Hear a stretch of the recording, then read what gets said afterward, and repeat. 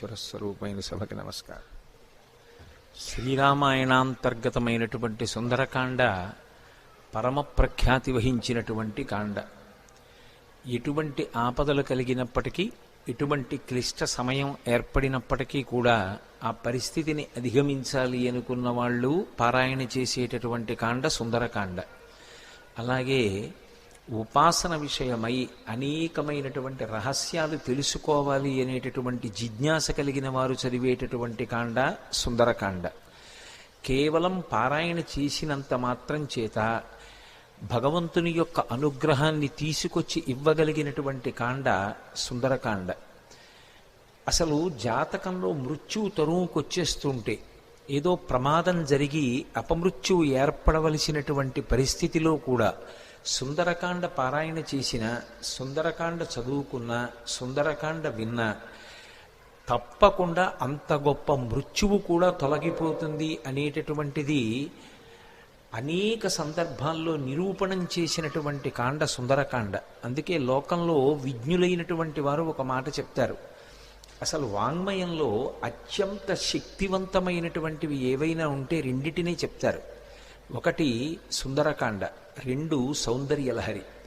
ఈ రెండిటి తర్వాతే ఏదైనా ఉంటుందేమో కానీ ఈ రెండిటికన్నా కూడా ఇంకా శక్తివంతమైనటువంటిది, చదివినంత మాత్రం చేత, విన్నంత మాత్రం చేత ఎనలేని ప్రయోజనాన్ని చేకూర్చగలిగినటువంటి శక్తి కలిగినటువంటిది వేరొకటి ఉంటుంది అని అభిజ్ఞులైనటువంటి వారు ప్రతిపాదన చెయ్యలేదు. అంత శక్తివంతమైనటువంటి వాంగ్మయంతో, అటువంటి శ్లోకాలతో, మంత్రపూరితమైనటువంటి బీజాక్షరములతో కూడుకున్నటువంటి కాండ సుందరకాండ. పరమసుందరులైనటువంటి సీతారాముల్ని గుండెల్లో పెట్టుకుని తన సౌందర్యాన్ని అభివ్యక్తం చేసినటువంటి మహాసుందరుడిగా, హనుమ ఒక యోగి పొంగవుడిగా, ఆత్మదర్శనం చేసినటువంటి మహాపురుషుడిగా, ఒక వ్యక్తి జీవన ప్రస్థానంలో సంసారాన్ని తరించి చిట్ట చివర పరబ్రహ్మ దర్శనానికి, ఉపాసనలో అంతర్ముఖ ప్రయాణం ఎలా చేయాలనేటటువంటి మార్గానికి సోపానాలు పరిచిన కాండ కాబట్టి సుందరకాండ అని పేరు పెట్టారు. రామకథ చెప్పినా, సుందరకాండ చెప్పినా, సీతమ్మ గురించి చెప్పినా, ప్రత్యేకించి సుందరకాండ జరుగుతున్నప్పుడు హనుమ వచ్చి తీరుతారు. ఎందుకు వస్తారంటే, రామాయణంలో ఉత్తరకాండలో ఒక విషయం ఉంది. రామచంద్రమూర్తి అవతార పరిసమాప్తి చేస్తూ హనుమని అడిగారు, హనుమా నువ్వు కూడా నాతో వచ్చేస్తావా అని అడిగారు. అక్కర్లేదు, మీ నామము మీ కథ ఎంతకాలం ఉంటుందో అంతకాలము నేను ఈ భూమి మీద ఉంటానన్నారు.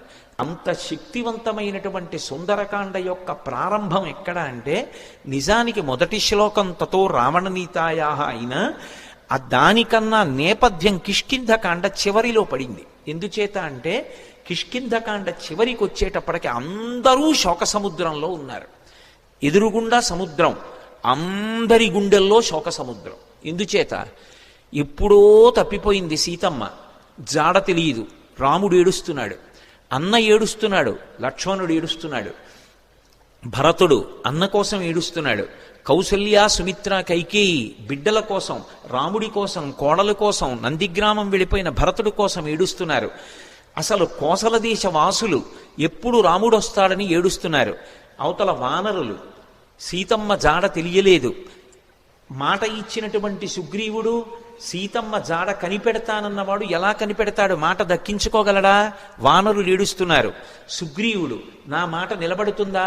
సీతమ్మ యొక్క జాడ కనిపెట్టి తేగలిగిన వాడు ఉన్నాడా? హనుమ కార్యం సాధించగలరన్న నమ్మకం ఉంది, కానీ అది జరిగే వరకు ఉద్విగ్నతతో ఉన్నాడు. అందరి హృదయాలు కూడా అత్యంత ఉద్విగ్నతతో కూడుకున్నటువంటి సందర్భంలో ఉన్నాయి. దక్షిణ దిక్కుకు వెళ్ళినటువంటి అంగదుడి నాయకత్వంలో వెళ్ళినటువంటి వానర సమూహంలో హనుమ సభ్యులు. కానీ ఆ వెళ్ళినటువంటి బృందం ఒక పెద్ద బిలంలో చిక్కుపడిపోయింది. ఆ చిక్కుపడిపోయినటువంటి కారణం చేత సుగ్రీవుడిచ్చినటువంటి కాలం దాటిపోయింది. సుగ్రీవుడిచ్చినటువంటి కాలం దాటిపోయింది కాబట్టి వెనక్కి వెడితే సుగ్రీవుడు చంపేస్తాడు. సుగ్రీవాజ్ఞ, ఖచ్చితంగా తిరిగి రాకపోతే శిరచ్ఛేదం చేస్తానన్నాడు. వెనక్కి వెడితే సుగ్రీవుడు చంపేస్తాడు. అందుకని వాళ్ళకి బ్రతకాలనుంది, కానీ బ్రతకడానికి మార్గం లేదు. ఇది సుందరకాండ ప్రారంభం. కష్టమన్న మాటకి చిట్ట చివరి స్థితి ఏది అంటే, బ్రతకాలని ఉన్నా ఇక బ్రతకడానికి మార్గం లేదు. అంత పెద్ద కష్టంలో ఉన్నారు. వెనక్కి వెడితే సుగ్రీవుడు చంపుతాడు, ముందుకు వెళ్ళడానికి మార్గం తెలియదు, సీతమ్మ ఎక్కడుందో జాడ తెలియదు. అందుకని ప్రాయోపవేశం చేశారు. మేమందరం చచ్చిపోతామని పడుకున్నారు. మేమేమి ముట్టుకోం, మా అంతటా మా శరీరాలు పడిపోతాయి, లేదా క్రూర మృగాలో పక్షులో ఏవో వచ్చి మమ్మల్ని చంపేస్తాయి, తినేస్తాయి అని పడుకున్నారు. నిజంగా వాళ్ళు చచ్చిపోదామని అనుకోవట్లేదు, బ్రతకాలనుంది, కానీ చచ్చిపోవడం వినా మార్గం లేదు. అది అక్కడున్న స్థితి. అంత శోక సముద్రంలో ఉన్నారు. అటువంటి స్థితిలో అకస్మాత్తుగా ఒక పక్షి అరిచింది. వాళ్ళు తెలిసో తెలియకో రామకథ చెప్పుకున్నారు పడుకుని. ఇదెక్కడి ప్రారంధం వచ్చిందిరా మనకి? ఎక్కడో కోసల దేశానికి అయోధ్య రాజధాని. అయోధ్యని పరిపాలించిన వాడు దశరథుడా. దశరథుడికి 3 భార్యలా. 60,000 సంవత్సరముల వయస్సు వచ్చే వరకు బిడ్డలు లేరా?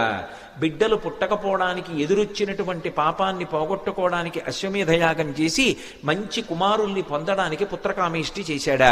చేసిన యజ్ఞ ఫలితంగా రామలక్ష్మణ భరత శత్రుఘ్నులనేటటువంటి 4 ఉత్తమురైన కుమారుల్ని పొందాడా? పెద్దవాడు సుగుణాభిరాముడా. సీతమ్మ తల్లితో కలిసి తండ్రి మాట నిజం చేయడానికి అరణ్యవాసానికి వెళ్ళాడా? సీతమ్మ తల్లిని రాక్షసుడు అపహరించాడా? ఆ రామచంద్రమూర్తికి మన ప్రభువైన సుగ్రీవుడితో స్నేహం కుదిరిందా? వాలిని సంహరించి సుగ్రీవుడికి పట్టాభిషేకం చేశాడా? నీకెందుకు సీతమ్మ జాడ కనిపెడతానని మన ప్రభువైన సుగ్రీవుడు మాటిచ్చాడా? ఇచ్చిన మాట నిలబెట్టుకోవడానికి అన్ని దిక్కులకి వానరుల్ని పంపి మన ప్రారంధం కొద్దీ దక్షిణ దిక్కుకి మనని పంపాడా? మనం ఈ బిలంలో చిక్కుబడిపోయామా? సమయం దాటిపోయిందా? బ్రతకడానికి మార్గం లేక ప్రాయోపవేశం చేసి చచ్చిపోవడానికి సిద్ధపడుతున్నామా? మన కుటుంబాలు ఏమైపోతాయో, మన జాడ తెలియక ఎలా ఏడుస్తారో అని తెలిసో తెలియకో రామకథ చెప్పుకుంటున్నారు. అకస్మాత్తుగా ఓ పెద్ద పక్షి అరిచింది. ఎవడురా నా తమ్ముడైన జటాయువు పేరెత్తినవాడు అంది. వాళ్ళు కథాపరంగా జటాయువు పేరు చెప్పారు. వాళ్ళు చచ్చిపోదామని ఉంది, పక్షి వచ్చింది చంపేస్తుందేమో అన్నారు. అప్పుడు వెళ్ళి అడిగారు, ఎవరు నువ్వు అన్నారు. నేను జటాయువు యొక్క సోదరుడు సంపాతిని. నా రెక్కలు కాలిపోయాయి, నాకు రెక్కలు లేవు, నన్ను తీసుకెళ్ళండి సముద్రం దగ్గరికి, నా తమ్ముడు మరణించాడన్న వార్త తెలిసింది కాబట్టి నేను జలతర్పణ చేస్తానంది. జలతర్పణ చేసి మీరు ఎందుకు బాధపడుతున్నారని అడిగింది. సీతమ్మ జాడ తెలియదు అన్నారు. నేను సంపాతిని, నాకు విశేషమైనటువంటి దృష్టి శక్తి, నేను ఇక్కడ కూర్చుని చూస్తున్నాను, అదిగో లంకాపట్టణంలో సీతమ్మ ఉంది, నా మాట నమ్మండి, మీరు బయలుదేరండి, లంకలో అన్వేషించండి, మీకు సీతమ్మ కనపడుతుంది అంది. ఆ మాట సంపాతి చెప్పగానే కాలిపోయిన రెక్కలు మళ్ళీ వచ్చాయి కిష్కింధకాండ చివర్లో. అంటే రామకార్యం మీద వెడుతున్నటువంటి వాళ్ళకి మాట సాయం చేసినంత మాత్రం చేత కాలిపోయిన రెక్కలు మళ్ళీ పుట్టాయి. తెగిపోయిన రెక్క పెరగచ్చు, ఊడిపోయిన రెక్క మళ్ళీ అంటించచ్చు, ఏదో శస్త్రచికిత్స చేసి. అవి కాలిపోయాయి కాబట్టి ఇక మొలవో పక్షికి. కానీ అది చేసిన పని ఏమిటంటే రామకార్యం మీద వెడుతున్న వాళ్ళకి గుక్కెడు మంచినీళ్లు కాదు ఇచ్చింది, ఒక్క మాట సాయం చేసింది. మాట సాయం చేసినంత మాత్రం చేత కాలిపోయిన రెక్కలు వచ్చాయి. అంటే రామ కార్యం మీద వెడుతున్న వాళ్ళకి చేసేటటువంటి ఉపకారమునకు ఉండేటటువంటి బలం, రామ కథ తెలిసో తెలియకో చెప్పుకున్నంత మాత్రం చేత కలిగేటటువంటి ఫలం ఆవిష్కరించారు కిష్కింధకాండ చివరిలో. కాబట్టి ఇప్పుడు సంపాతి వాక్కులు విని వాళ్ళందరూ దక్షిణ సముద్రానికి ఉత్తర తీరంలో కూర్చున్నారు. 100 యోజనముల లవణ సముద్రాన్ని దాటి వెళ్ళాలి. ఎవరు 100 యోజనముల సముద్రాన్ని దాటి వెడతారు? అందరూ ఎవరి బలాన్ని వాళ్ళు చెప్తున్నారు. అందులో పెద్ద పెద్ద వానరులు ఉన్నారు.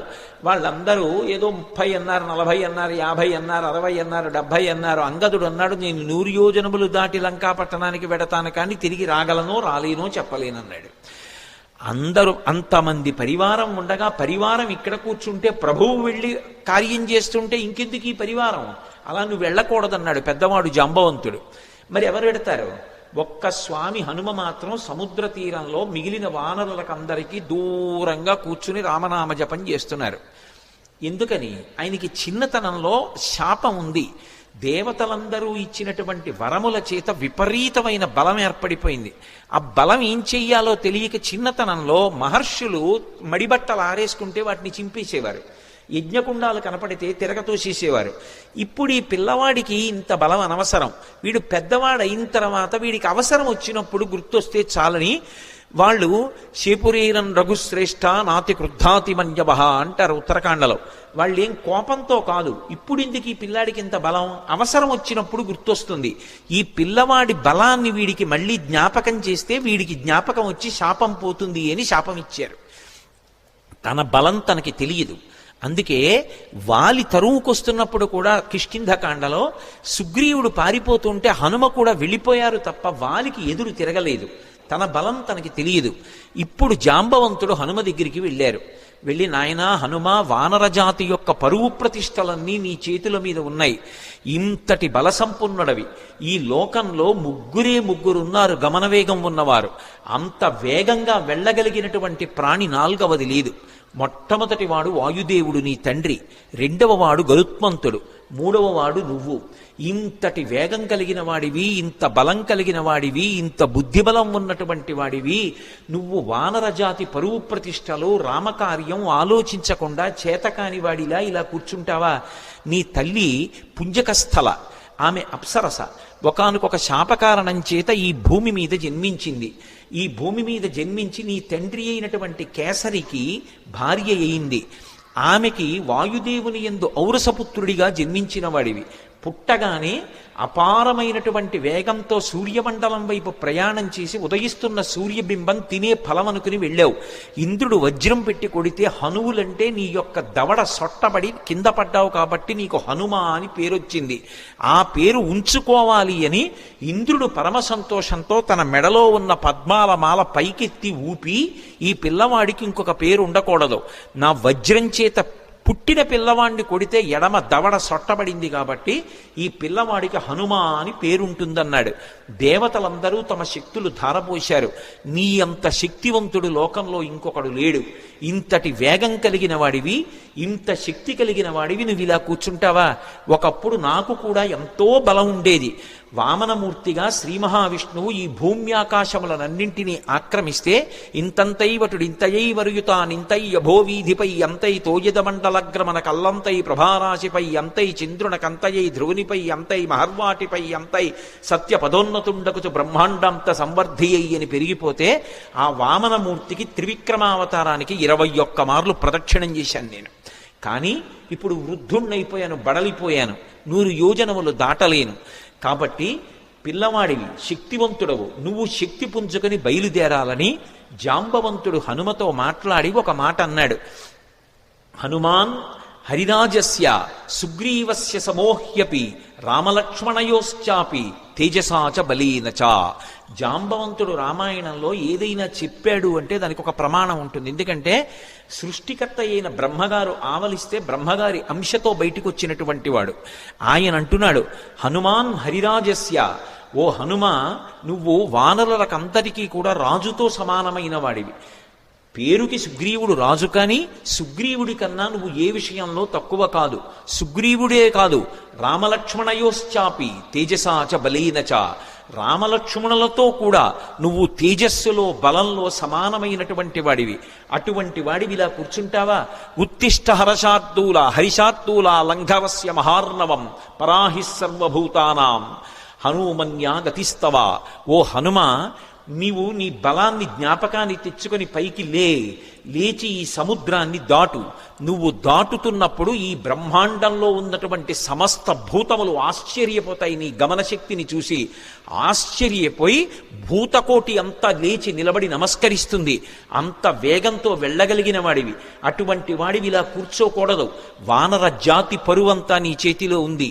నువ్వు ఇవాళ వెళ్ళి సీతమ్మ దర్శనం చేసి వచ్చి ఆమె జాడ తీసుకొస్తే మనం వెళ్ళి మళ్ళీ సుగ్రీవుడికి చెప్తే, సుగ్రీవుడు రాముడికి చెప్తే, రాముడి వలన ఉపకారం పొందినటువంటి సుగ్రీవుడు ప్రత్యుపకారం చేశాడనేటటువంటి మాట నిజమవుతుంది. లేకపోతే మన ప్రభువు పరువు పోతుంది. ప్రభువు చేత పరిపాలింపబడిన వానర జాతి పరువు పోతుంది. ఇంతమంది పరువు నీ చేతిలో ఉంది. ఇంతమంది శోకాన్ని పోగొట్టగలిగిన వాడివి నువ్వే. నాయనా లే అని ఒక్కసారి ప్రచోదనం చేస్తే శాప విమోచనం అయిపోయింది. తెలియక ఒక మాట అంటుంటారు, హనుమకి తన బలం గుర్తు చెయ్యాలని. మనం ఇప్పుడు జ్ఞాపకం చెయ్యక్కర్లేదు. ఎప్పుడో కిష్కింధకాండ చివరిలో సుగ్రీవుడు చేసినటువంటి స్తోత్రం చేత హనుమ యొక్క ఆ శాపమంతా విమోచనం అయిపోయింది. వెంటనే ఆయన తన బలాన్ని తాను జ్ఞాపకానికి తెచ్చుకొని మహేంద్రగిరి మీదకి ఎక్కుతూ అక్కడ నిలబడి ఒక మాట చెప్పారు. నా బలం నాకు జ్ఞాపకానికి వచ్చింది. నాతో సమానంగా వెళ్ళగలిగినటువంటి వాళ్ళు ఇద్దరే. ఒకటి నా తండ్రి వాయుదేవుడు, రెండు గరుత్మంతుడు. నేను ఎంత వేగంగా వెడతానంటే సూర్యుడు ఉదయాద్రి మీద ఉదయించి ప్రయాణం ప్రారంభం చేసినప్పుడు సూర్యుడితో పాటుగా ప్రయాణం ప్రారంభం చేసి సూర్యుడు మధ్యాహ్నానికి ఆకాశం మధ్యలోకి వచ్చేటప్పటికి నేను పశ్చిమాద్రికి వెళ్ళి పశ్చిమాద్రిని ముట్టుకుని మళ్ళీ తిరిగి వచ్చి మధ్యాహ్నం సూర్యబింబాన్ని కలవగలను. అంత వేగంతో వెళ్ళగలను. సముద్రం మీద నేను వెడుతున్నప్పుడు నా వేగాన్ని తట్టుకోలేక నా తొడల యొక్క వేగానికి సముద్రాన్నంతటినీ చాప చుట్టినట్టు చుట్టి నీటిని పైకెత్తి తీసుకుపోగలను. ఆకాశంలో ఉండేటటువంటి మేఘములనన్నిటినీ కూడా నా భుజముల చేత కట్టకట్టి ఈడ్చేయగలను. ఈవలి ఒడ్డున నిలబడి ఆవలి ఒడ్డుని నా చేతితో స్పృశించగలను. పర్వతములను పైకెత్తి ఆడి వాటిని చూర్ణములను చెయ్యగలను. ఈ భూమినంతటినీ చుట్టతాను. సముద్రాలన్నింటినీ కూడా కలచివేసి అవి తమ చెలియల కట్టలు దాటి ప్రవహించేలా చెయ్యగలను. అంతటి శక్తివంతుడనన్న విషయం నాకు అర్థమైంది. ఇప్పుడు నేను లంకాపట్టణానికి బయలుదేరుతున్నాను, మీరు నిశ్చింతగా ఉండండి మహేంద్రగిరి మీద నిలబడి సవేగవాన్ వేగ సమాహితాత్మ హరిప్రవీర పరవీరహంత మనస్సమాధాయ మహానుభావో జగామలంకాం మనసా మనస్వీ అని పూర్తి చేశారు మహర్షి కిష్కింధకాండ. ఆ హనుమ ఇంకా లంకాపట్టణానికి తన శరీరంతో వెళ్ళాలి. కానీ ఆయన అత్యంత ఉత్సాహంతో తన మనసుతో ఏనాడో చేరిపోయారు లంకాపట్టణానికి. శోకం అన్నది ఎక్కడుంటుందంటే మనసులో ఉంటుంది. ఆ శోకం పోవడానికి మార్గం ప్రయత్నం ఎక్కడుంటాయంటే మనసులోనే ఉంటాయి. ఆ మనసు పరిపుష్టం కావాలంటే, మళ్ళీ అటువంటి తేజస్సుని పుంజుకోవాలంటే, ఎంత కష్టాన్నైనా దాటగలగాలంటే హనుమ యొక్క అనుగ్రహంతో, సీతారాముల అనుగ్రహంతో మనసు ప్రచోదనం పొందాలంటే సుందరకాండ చదవండి అని చెప్తారు. ఇంతమంది వానరులు ఉత్తర తీరంలో నిలబడిపోతే ఒక్క హనుమ మాత్రం ఎంత ఉత్సాహంగా వెడుతున్నారంటే శత్రుపురానికి మనసుతో ఆయన చేరిపోయారు. ఇక శరీరంతో వెళ్ళాలంతే. అంత అద్భుతమైనటువంటి రీతిలో ప్రయాణం చేయడానికి ఆ మహేంద్రగిరి మీద నిలబడినటువంటి స్వామి హనుమ యొక్క స్థితిని ఆవిష్కరిస్తూ సుందరకాండ ప్రారంభం అవుతుంది. ప్రారంభం చేస్తూ మొదటి శ్లోకంలో మహర్షి అంటారు, తతో రావణనీతాయా సీతాయా శత్రుకర్షణ ఈయేష పథమన్వేష్టం చారణాచరితే పథి. చారణలు ప్రయాణం చేసేటటువంటి మార్గం ఏదుందో ఆ మార్గంలో ప్రయాణం చేసి రావణుడి చేత అపహరింపబడినటువంటి సీతమ్మ జాడ కనిపెట్టడానికి స్వామి హనుమ శత్రుకర్షణుడై సంకల్పమును చేసి ఉన్నారు. ఎవ్వరూ చెయ్యలేనటువంటి సంకల్పం. అవతల దుర్నిరీక్షుడైనటువంటి రాక్షసుడు, అపారమైనటువంటి తపస్సు చేసినవాడు, కాంచనలంకకి అధిపతి, 100 యోజనముల సముద్రాన్ని దాటి వెళ్ళాలి. ఆవలి ఒడ్డున దిగిన దగ్గర నుంచి విచ్చుకత్తులు పట్టుకుని రాక్షసులు నిలబడతారు. ఎవడి తేజస్సు చూసినంత మాత్రం చేత యమధర్మరాజు గారు కూడా కాకిలో దూరి పారిపోయాడో అంతటి మహాతేజస్సంపన్నుడు. తన జీవితం మొత్తం మీద రామచంద్రమూర్తి చేతిలో చనిపోకముందు అతను ఓడిపోయింది ఇద్దరి చేతిలోనే. ఒకటి వాలి చేతిలో ఓడిపోయాడు, 2 కార్తవీర్యార్జునుడి చేతిలో ఓడిపోయాడు. దిక్పాలకుడిని కూడా ఓడించాడు, దేవతల్ని ఓడించాడు, ఇంద్రుణ్ణి ఓడించాడు. అంతటి శక్తివంతుడు, దుర్నిరీక్షుడు, అసలు చూడ్డం కూడా సాధ్యం కాదు. అంతటి తేజస్సుతో వెలిగిపోతుంటాడు. కొన్ని కోట్ల మంది రాక్షసులు నిరంతరం పరివేష్టించి ఉండి లంకాపట్టణాన్ని కాపలా కాస్తూ ఉంటారు. అటువంటి లంకాపట్టణంలో అతను ప్రాణ సమానంగా భావించి దాచినటువంటి సీతమ్మ యొక్క జాడ కనిపెట్టాలనేటటువంటి సంకల్పం చేసుకుని బయలుదేరుతున్నారంటే అటువంటి సంకల్పం చెయ్యగలిగినటువంటి వాడు వేరొకడెక్కడుంటాడు. అందుకని ఈయేష, ఎంత గొప్ప సంకల్పం చేశారు. అందుకని ఈయేష పథమన్వేష్టం చారణాచరితే పథి. చారణాచరితే పథి అంటే చారణులు అంటే దేవగాయకులు. రామాయణంలోనే అనేక చోట్ల వాళ్ళ ప్రస్తావన వస్తుంది. శంకర భగవత్పాదులు చేసినటువంటి నవరత్నమాలికా స్తోత్రంలో కూడా చారణుల గురించినటువంటి ప్రస్తావన ఉంటుంది. చారణులు ఎప్పుడు శుభవార్తలు చెప్తూ ఉంటారు. సుందరకాండ ప్రారంభమే శుభవార్తలు దేవతలకి చెప్పేటటువంటి చారణుల యొక్క ఒక్కసారి వాళ్ళ స్మరణతో ప్రారంభమవుతుంది.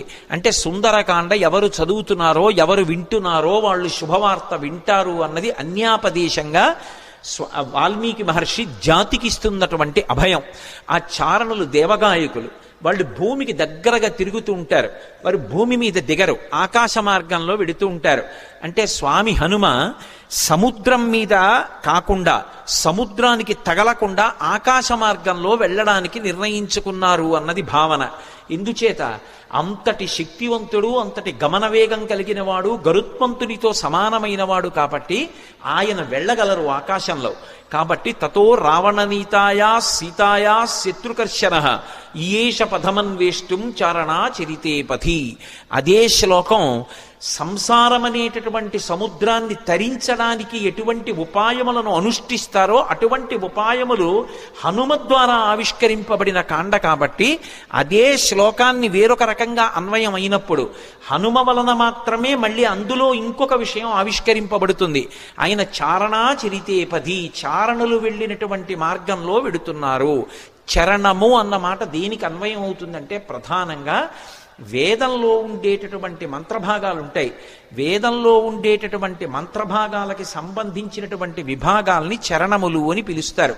చారణ చరితేపథి అంటే వేదము చేత చెప్పబడినటువంటి సంప్రదాయబద్ధమైనటువంటి మార్గంలో ప్రయాణం చేసి బ్రహ్మ విద్యాస్వరూపిణి అయినటువంటి సీతమ్మ జాడ తెలుసుకోవడానికి ఒక గొప్ప ఉపాసకుడు ఉపాసన ప్రారంభం చేశాడు. అంతర్ముఖత్వాన్ని, లంక అనబడేటటువంటి ఈ శరీరం లోపలికి వెళ్ళి ఇక్కడే ఉన్నటువంటి సీతమ్మ యొక్క దర్శనానికి వెడుతున్నాడు. అలా వెడుతున్నవాడు మహాసాధకుడు, మహాపురుషుడు.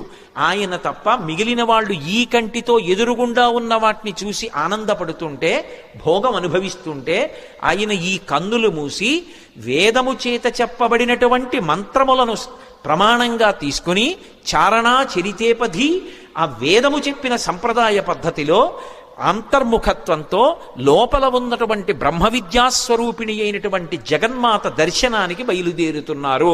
ఇది చెప్పడం ఆ శ్లోకానికి ఉన్నటువంటి ఆంతరమైనటువంటి అర్థం. అందులో రావణ అన్న చోట మధ్యలో ఉన్నటువంటి వా గాయత్రీ మహామంత్రంలో ఉన్నటువంటి బీజాక్షరం.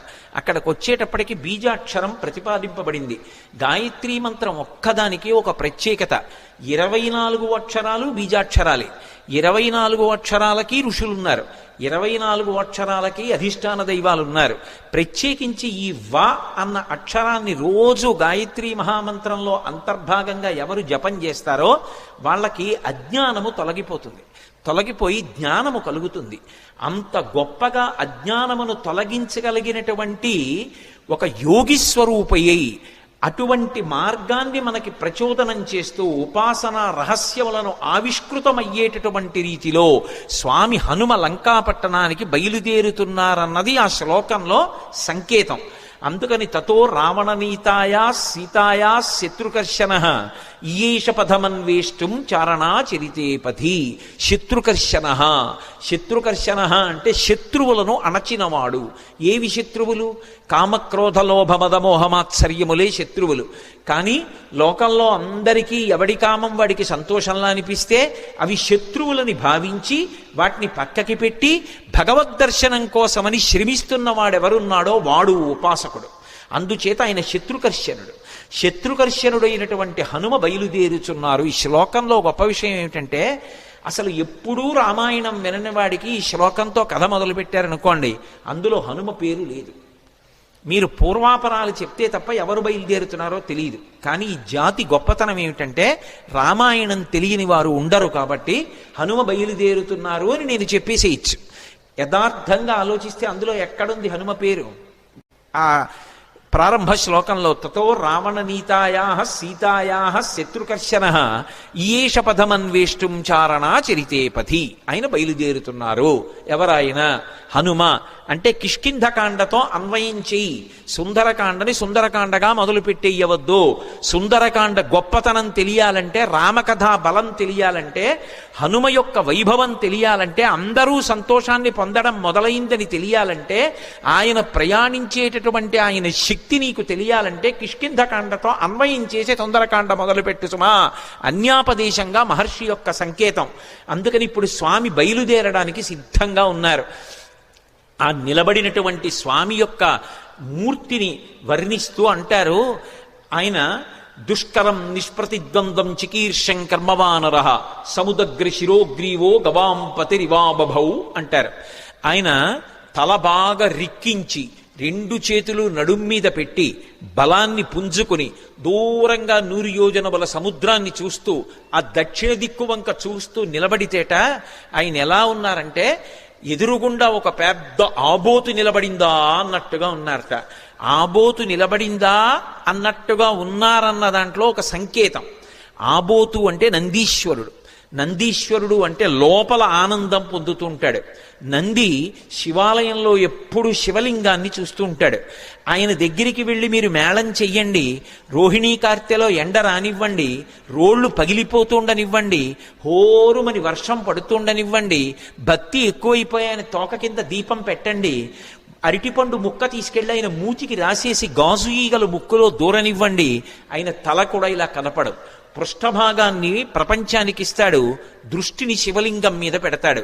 దుష్కరం నిష్ప్రతిద్వంద్వం చికీర్షం కర్మవానర సముదగ్ర శిరోగ్రీవో గవాంపతిరివా బభౌ. అసలు ఆ శ్లోకాన్ని చదవడం కష్టం. అంటే అది సామాన్యమైన విషయం కాదు సుమా, అందరూ చేయగలిగిన విషయం కాదు. కాంచనలంకలో రావణుని చేత బంధీకృత అయినటువంటి సీతమ్మ తల్లి దర్శనం చేస్తానని ధైర్యంగా సంకల్పం చేసి నిలబడగలగడమే అంత తేలికైన విషయం కాదు. అటువంటి సంకల్పం చేసినటువంటి వాడు కేవలం తాను ఆచరించవలసినటువంటి ప్రణాళిక మీద దృష్టి పెట్టి తాను 100 యోజనముల సముద్రాన్ని దాటి వెళ్ళవలసినటువంటి విషయం మీద ఆలోచిస్తున్నారు తప్ప పిరికితనం కాని, వెళ్ళగలనా అని కాని, వెళ్ళలేనా అని కాని, అసలు రెండవ ఆలోచనకి తావులేని రీతిలో శివాలయంలో నంది ఎలా ఉంటాడో అలా ఆబోతులా కొండ మీద నిలబడి ఉన్నారు. అలా ఆయన్ని చూస్తే నీటి మడుగు మధ్యలో నిలబడిన ఏనుగా అన్నట్టుగా ఉన్నారట. దుష్కరం నిష్ప్రతిద్వంద్వం చికీర్షం కర్మవానర సముదగ్ర శిరోగ్రీవో గవాంపతిరివా బభౌ. అథ వైడూర్యవర్ణేషు షద్వలేషు మహాబల ధీర సలిలకల్పేషు విచచార యథాసుఖం అంటారు మహర్షి. అథ వైఢూర్యవర్ణేషు షద్వలేషు మహాబల. ఆకుపచ్చని రంగులో ఉన్నటువంటి మెత్తటి పచ్చిక బయళ్ళున్నాయి అక్కడ.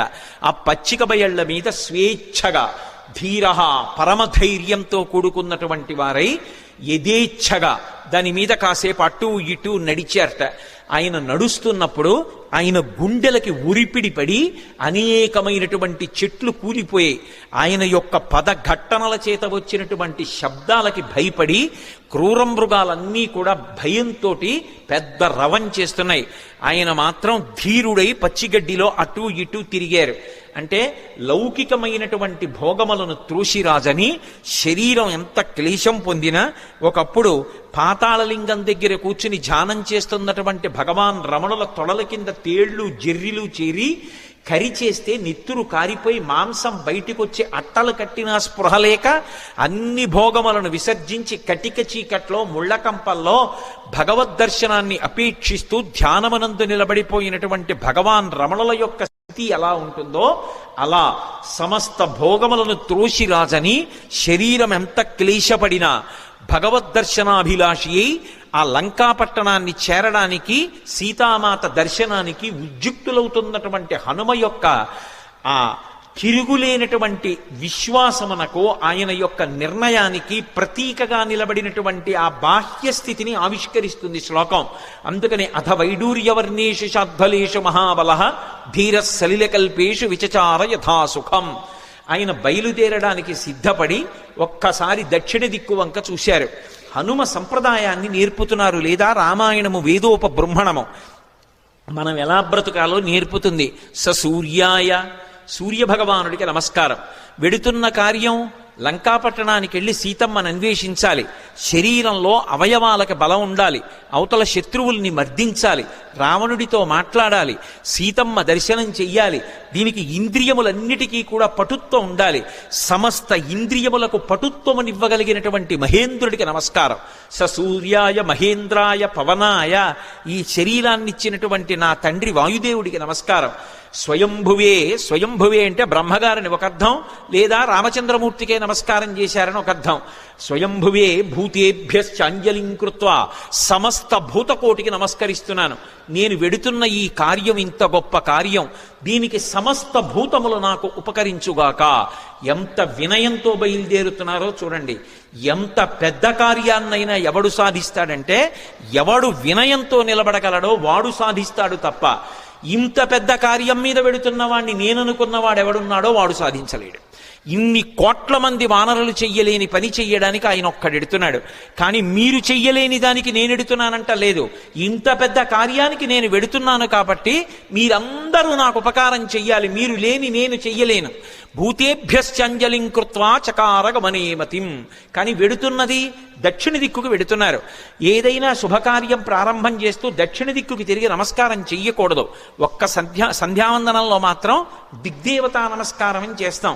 చేసినప్పుడు 4 దిక్కులకి పైకి కిందకి కూడా నమస్కారం చేస్తాం. ఉత్తప్పుడు ఎప్పుడూ కూడా దక్షిణ దిక్కుకి తిరిగి నమస్కారం చేయకూడదు. అలా చేస్తే అది పితృలోకాధిపతి అయినటువంటి యమధర్మరాజు గారికి అందుతుంది. అందుకని దక్షిణ దిక్కుకి నమస్కారం చెయ్యరు. కాబట్టి దక్షిణానికి చెయ్యకూడదు. కాబట్టి సంప్రదాయంలో తేజస్సు పెరగాలి అంటే తూర్పు దిక్కుకి తిరిగి నమస్కారం చెయ్యాలి.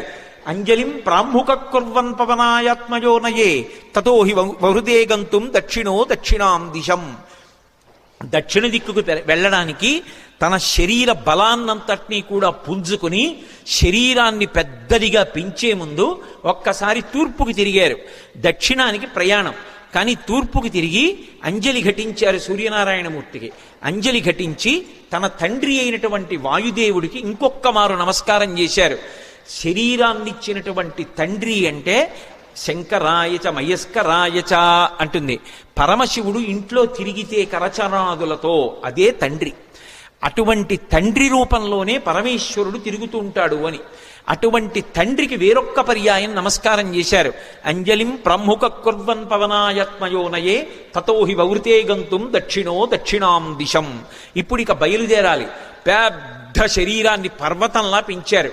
పెంచి ఇక బయలుదేరడానికి సిద్ధపడుతూ సచచాలాచలశ్చాపి ముహూర్తం కపిపీడితః తరూణాం పుష్పితాగ్రాణాం సర్వం పుష్పమశాతయత్ గిరిణా పీడ్యమానేనా పీడ్యమానాని సర్వశః గుహావిష్టాని భూతాని వినేదుర్వికృతైశ్వరైః తాస్తథా సవిషైర్దష్టా కుపితైస్తైర్మహాశిలాః జజ్వల పావకో దీప్తా బిబిదుశ్చ సహస్రధా యాని ఔషధజాలాని తస్మిన్ జాతాని పర్వతే విషఘ్నాన్యపి నాగానాం నశేకుష్యమితుం విషం అన్నారు మహర్షి. ఎంత అద్భుతంగా వర్ణించారో. పర్వతాకారుడై నిలబడి ఆ మహేంద్ర పర్వతాన్ని తన 2 పాదముల చేత గట్టిగా పీడించారు. ఆ తొక్కి పట్టేటప్పటికి గుహలన్నీ కూడా మూసుకుపోయాయి. ఆ మూసుకుపోయే ముందు ఆ పర్వతం కదిలింది. కదిలి చెట్లకున్నటువంటి పువ్వులన్నీ రాలిపోయాయి. ఆ రాలిపోయినటువంటి పువ్వులన్నీ ఆయన ఒంటి మీద మహేంద్రగిరి మీద పడ్డాయి. ఇది మహేంద్రగిరి పుష్పాల కొండ అనిపించింది. ఆయన ఒళ్ళంతా పువ్వులు. ఇంకొంచెం నొక్కారు. గుహావిష్టాని భూతాని వినేదుర్వికృతైశ్వరైః. అందులో పెద్ద పులులు, సింహాలు, రకరకాలైన క్రూర జంతువులు ఉన్నాయి. ఆ గుహల్లో పడుకున్నాయి. ఎప్పుడైతే గుహ నొక్కుకుపోతోందో అవి బయటికి పారిపోదామని లేచి బయటికి వస్తున్నాయి. నడుందాకా బయటికి వచ్చేటప్పటికి గుహ నొక్కుకుపోయింది. సగం శరీరం లోపలుండిపోయింది, సగం శరీరం బయట ఉండిపోయింది. అప్పటి వరకు ప్రశాంతంగా ఉన్నటువంటి మహేంద్రగిరి ఒక్కసారి క్రూర మృగాల యొక్క పెద్ద పెద్ద అరుపులతో కొండంతా నిండిపోయింది. ఉత్తర క్షణం ఆశ్చర్యపోయారు. ఏమైంది ఈ కొండకి? ఈ కొండ బద్దలైపోతోందా? ఎవరైనా రాక్షసులు వచ్చి దీన్ని భేదిస్తున్నారా అని. అంత పెద్ద అరుపులతో నిండిపోయింది. ఇంకా గట్టిగా నొక్కారు. నొక్కేటప్పటికీ శాస్తదాస విషైర్దష్టాః కుపితైస్తైర్మహాశిలాః.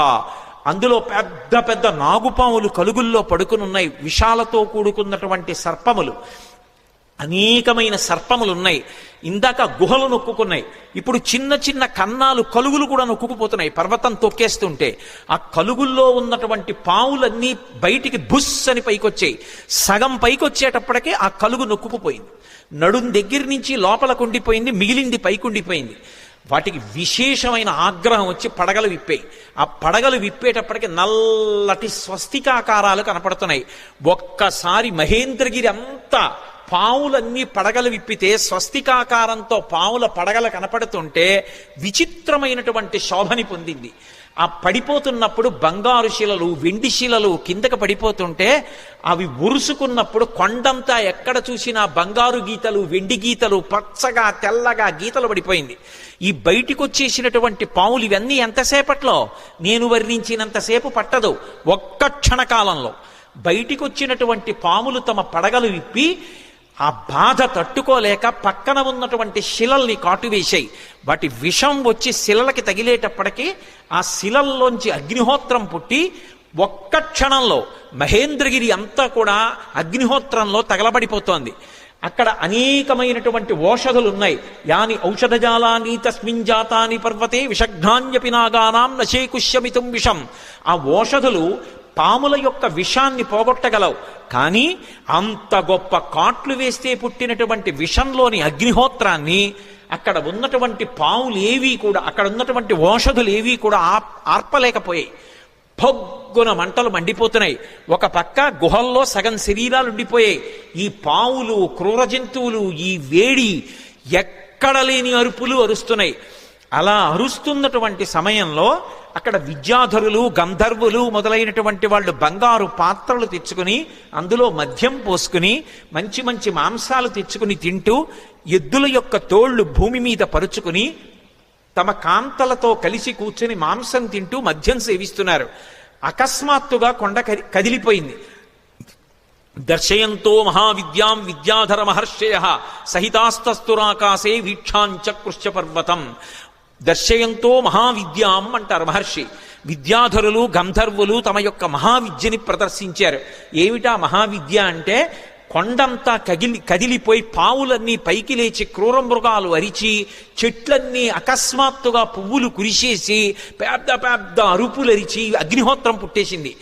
బంగారు పాత్రలు వదిలేశారు, మద్యం వదిలేశారు, ఆహారం వదిలేశారు, ఎద్దుల తోళ్లు వదిలేశారు.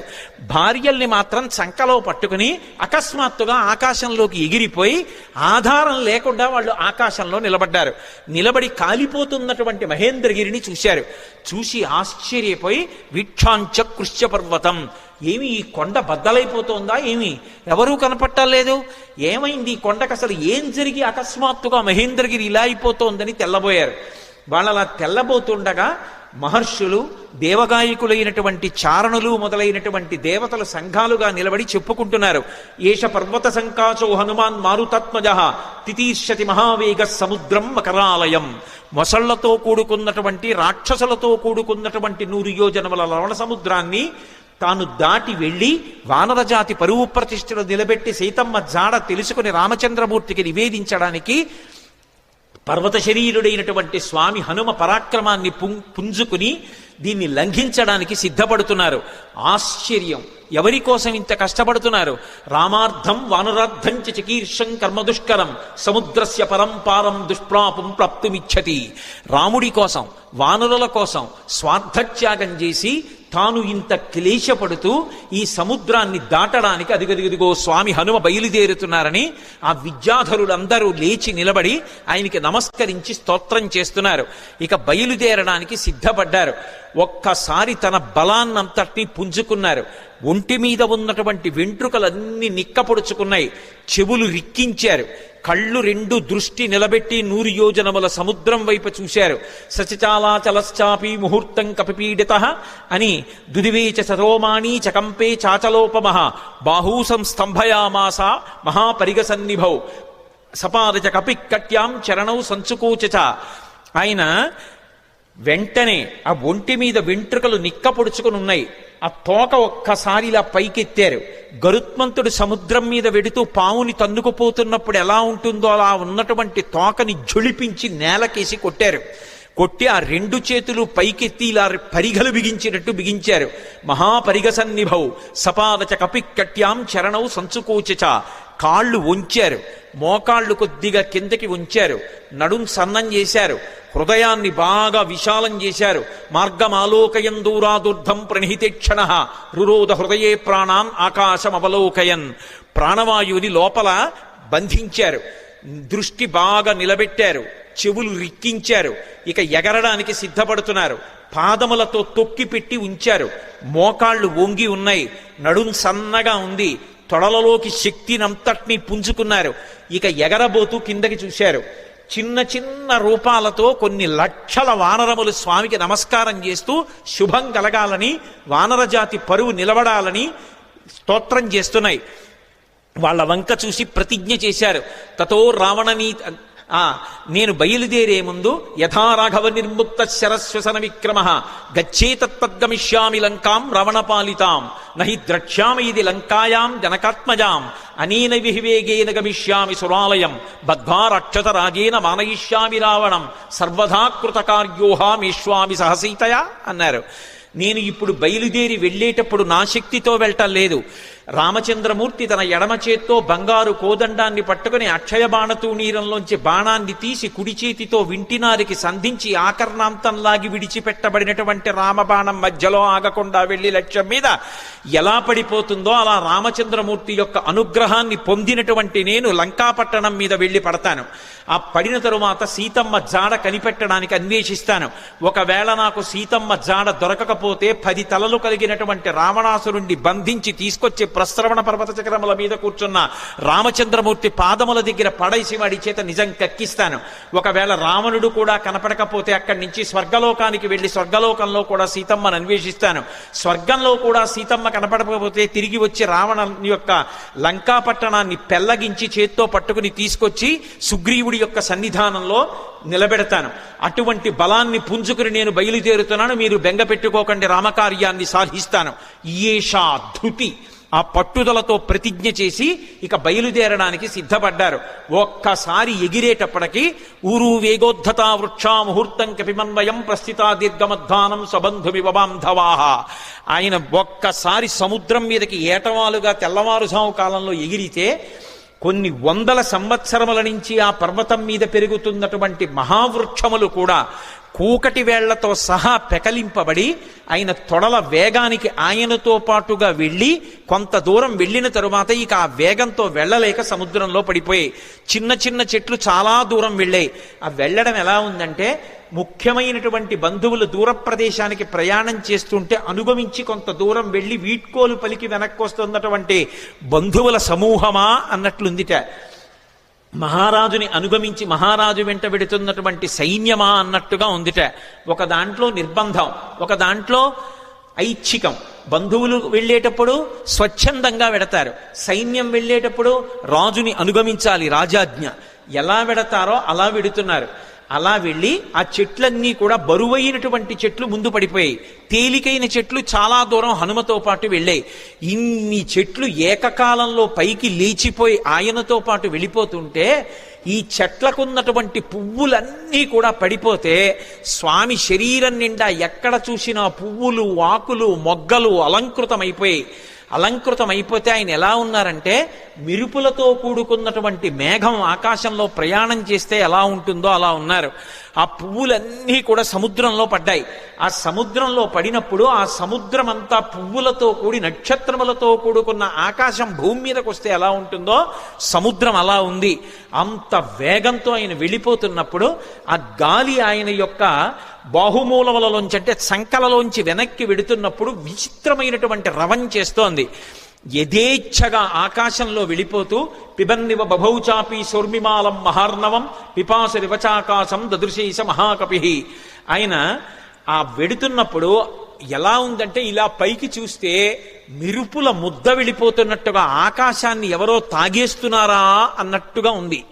ఆయన వెడుతున్నంతసేపు ఎంత దూరం ఆయన ప్రయాణం చేస్తే అంత దూరం సముద్రం చాప చుట్టినట్టు పైకి లేచి ఆయన శరీరం అలా వెళ్ళిపోగానే ఆయనకి తగులుతోందా అన్నట్టుగా పైకి లేచి విరిగి కెరటం పడిపోతోంది. అలా సముద్రం పైకి లేచిపోయి సంక్షోభాన్ని చెందుతోంది. పెద్ద పెద్ద చెట్లు పడిపోయాయి, కెరటాలన్నీ కదిలిపోతున్నాయి, సముద్రంలో ఉండేటటువంటి ప్రాణులన్నీ క్షోభ చెందాయి. ఒక పక్క మేఘమండలాన్ని చీల్చుకుంటూ మేఘాలలోకి వెడుతూ బయటికి వస్తూ తొంగి చూస్తూ చంద్రుడు ప్రయాణిస్తున్నాడా అన్నట్టుగా వెడుతున్నారు. ఆ వెడుతున్నప్పుడు సంధ్యాయా సమవిస్పృష్టం యథా తత్ సూర్యమండలం ముఖం నాసికయా తస్యా తామ్రయా తామ్రమా బభౌ. ముందు నుంచి చూస్తే ఎర్రటి ముఖం, పగడాల ముద్దలా ఉన్నటువంటి ఎర్రటి మూతి, వెనకాల చూస్తే గైరికాది ధాతువులతో ఉన్నటువంటి పర్వతం బద్దలైతే జేగురు రంగులో ఎలా ఉంటుందో అటువంటి పృష్ఠభాగం. ఆ తోక చూస్తే ఇలా స్తంభంలా నిలబెట్టారు. ఇంద్రధ్వజానికి పూజ చేసినప్పుడు ఇంద్రధ్వజాన్ని ఎలా నిలబెడతారో అలా నిలబెట్టారు. అప్పుడప్పుడు ఆ తోకని ఉంచి విసురుతున్నారు. అది ఎలా ఉందంటే గరుత్మంతుడు సముద్రం మీద వెడుతూ ఒక పావుని నోటకరచుకుని వెడుతున్నప్పుడు అది గింజుకుంటే ఎలా ఉంటుందో ఆ తోక తిరగడం అలా ఉంది. ఒక్కొక్కసారి ఆ తోకని ఇలా ఉంచి తల మీద పెడుతున్నారు. ఆకాశంలో ఒక పెద్ద ఇంద్రధనస్సు ఏర్పడిందా అన్నట్టుగా ఉంది. ఆయన అలా వెడుతుంటే దూరం నుంచి ముందు నుంచి చూస్తే ఎలా ఉన్నారంటే పిబన్నివ భవౌచాపి సౌర్మిమాలం మహార్ణవం పిపాసు రవచాకాశం దదృశేష మహాకపి. ఆ దూరం నుంచి పర్వతస్థా వివానలవు, ఆ రెండు కళ్ళు కూడా ఎక్కడో పర్వతంలో చీకటిగా ఉన్న చోట రెండు నెగళ్ళు వేస్తే ఆ రెండు నెగళ్ళు రెండు అగ్నిహోత్రాలు రగులుతుంటే ఇక్కడి నుంచి చూస్తే ఎలా ఉంటాయో పచ్చగా ఉన్నటువంటి ఆయన కళ్ళు అలా ఉన్నాయి. అలా వెళ్ళిపోతున్నారు. ఆ వెళ్ళిపోతున్నప్పుడు అకస్మాత్తుగా సముద్ర జలాలన్నీ కూడా ఇలా చాప చుట్టినట్టు పైకి లేచి పడిపోతుంటే ఆ సముద్రంలో ఉన్నటువంటి ప్రాణులన్నీ ఒక్కసారి కనపడ్డాయి. తిమివక్రజుషాహ కూర్మాహ దృశ్యంతే వివృతాస్తథా వస్త్రాపకర్షకేణేవ శరీరాణి శరీరిణాం అంటారు మహర్షి. ఒక వ్యక్తి బట్ట కట్టుకుని పడుకుని నిద్రపోతుంటే పెద్ద గాలి అతని మీదకొస్తే బట్ట పైకి లేచిపోతే శరీరావయవములన్నీ ఎలా కనపడతాయో అలా ఎప్పుడూ సముద్రం అడుగున ఉండేటటువంటి ప్రాణులు ఎవ్వరికీ ఎప్పుడూ కనపడనివి హనుమ చేస్తున్నటువంటి గమన శక్తికి చాప చుట్టినట్టు పైకి ఇలా లేచిపోతే తరంగం కింద లోపల ఉన్నటువంటి పెద్ద పెద్ద చేపలు, చిన్న చిన్న చేపలు, ఎండ్రకాయలు, తాబేళ్లు, మొసళ్ళు అన్నీ ఒక్కసారి వెలుతురులో కనపడుతున్నాయి అనుకునేటప్పటికీ పెద్ద చప్పుడుతో ఈ కెరటం వెళ్ళి మళ్ళీ పడిపోతోంది. ఆ కెరటం వెళ్ళి మళ్ళీ పడిపోతుంటే సముద్రం అంతా కలయి తిరిగిపోతోంది. అలా కలయి తిరిగిపోతుండగా నిర్భయంగా క్రీడిస్తున్నవాడు ఎలా ఉంటాడో అలా ఆకాశ మార్గంలో గమనం చేసి వెళ్ళిపోతున్నారు. అద్భుతమైన ప్రయాణం. నిజంగా శాబ్దిక ప్రత్యక్ష ప్రసారం చేశారు వాల్మీకి మహర్షి. సుందరకాండ ప్రథమ సర్గ చదువుతుంటే మన కళ్ళ ముందు కనపడుతుంది ఆయన వెడుతున్నటువంటి తీరు. ఆ మబ్బుల్లోంచి ఏదో ఒక బంగారు ముద్ద వెళ్ళిపోతోందా అన్నట్టుగా, చంద్రబింబం మబ్బుల్లోంచి ప్రయాణం చేస్తోందా అన్నట్టుగా వెళ్ళిపోతుండగా సముద్రుడు చూశాడు. చూసి వెంటనే మైనాకుణ్ణి పిలిచి అన్నాడు. మైనాకుడు బంగారు శిఖరములతో ఉంటాడు. ఆయన యొక్క గర్భంలోనే ఉన్నాడు, సముద్ర గర్భంలో. ఆయనతో అన్నాడు, అహమిక్ష్వాకునాథేన సగరేణ వివర్ధత ఇక్ష్వాకు సచివశ్చాయం నావసీదితుమర్హతి. ఇది రామాయణం చదువుకున్నటువంటి జాతి యొక్క లక్షణాన్ని మహర్షి జ్ఞాపకం చేస్తున్నారు. నేను సముద్రుణ్ణి. ఈ భూమి మీద సముద్రాలు ఎలా ఏర్పడ్డాయో తెలుసా? ఇక్ష్వాకు వంశంలో పుట్టినటువంటి సగర చక్రవర్తి యొక్క కుమారులు 60,000 మంది సగరులు ఈ భూమిని గోతులు తవ్వితే గోతులలోకొచ్చి నిలబడినటువంటి జలములకు సాగరములని పేరొచ్చింది. మేము ఏర్పడ్డాము అంటే దానికి కారణం అదిగో ఇక్ష్వాకు వంశంలో పుట్టిన సగర చక్రవర్తి. ఇవాళ ఆ ఇక్ష్వాకు వంశంలో పుట్టినటువంటి రామచంద్రమూర్తి యొక్క భార్య జాడ తెలియక ఆపద పొందితే రాముడికి సహాయం చెయ్యాలి అని ఆయన యొక్క సచివుడైనటువంటి స్వామి హనుమ నిరాధారమైనటువంటి ఆకాశ మార్గంలో ప్రయాణం చేసి వెడుతున్నారు. మేము ఏర్పడడానికి కారణం ఇక్ష్వాకు వంశంలో పుట్టిన సగరుడైతే ఆ ఇక్ష్వాకు వంశంలో పుట్టిన రాముడికి కష్టం వచ్చినప్పుడు కష్టం తీర్చడానికి వెడుతున్న హనుమకి ఉపకారం చెయ్యాలి కదా. నువ్వు నాలో ఉన్నావు కదా, నా నీళ్లు తాగడానికి పనికిరావు, ఉప్పు నీరు. కానీ నీ ఎందు పర్వతములున్నాయి, ఆ పర్వతాల్లో చెట్లున్నాయి, చెట్లల్లో అనేకమైన తేనెపెట్లున్నాయి, కందమూలాలున్నాయి. ఒక వానరానికి అంతకన్నా ప్రీతికరమైనది ఏది ఉంటుంది? నువ్వు పైకి లేస్తే ఒక్కసారి ఆయన విశ్రమించి కాస్త తేనె తాగుతారు, కాసిని కందమూలాలు తింటారు, తర్వాత ప్రయాణం చేస్తారు. అటువంటి మహానుభావుడు ఎడుతున్నప్పుడు మనం ఆయనకి కించిత్ ఉపకారం చెయ్యకపోతే ఎంత దోషం చేసినట్టు. పాతాళ సాప్రమేయస్యా ద్వారమావృత్య తిష్టసి తిర్యగూర్ధ్వమలశ్చైవ శక్తిస్తే శైలవర్ధితం. నువ్వు ఈ సముద్రంలో పడిపోయినప్పుడు పాతాళలోకం నుంచి రాక్షసులు పైకొచ్చేటటువంటి బిలానికి అడ్డంగా పడ్డావు ద్వారానికి. కాబట్టి రాక్షసులు పైకి రాలేరు. కానీ నీకు ఒక శక్తి ఉంది, నువ్వు పైకి పెరగలవు, పక్కలకి పెరగలవు, కిందకి వెళ్ళగలవు. కాబట్టి పైకి లే, స్వామి హనుమ వస్తున్నారు, తొందరగా లే. ఎందుకో తెలుసా? కర్తవ్యమకృతం కార్యం సతాం మన్యుముదీరయేత్. ఆర్షవాక్కు అద్భుతమైన విషయాన్ని చెప్తున్నారు. మహాత్ములకు కోపం రాదు, కానీ అటువంటి మహాత్ములు కూడా కోపగిస్తారు. ఎప్పుడు కోపగిస్తారో తెలుసా?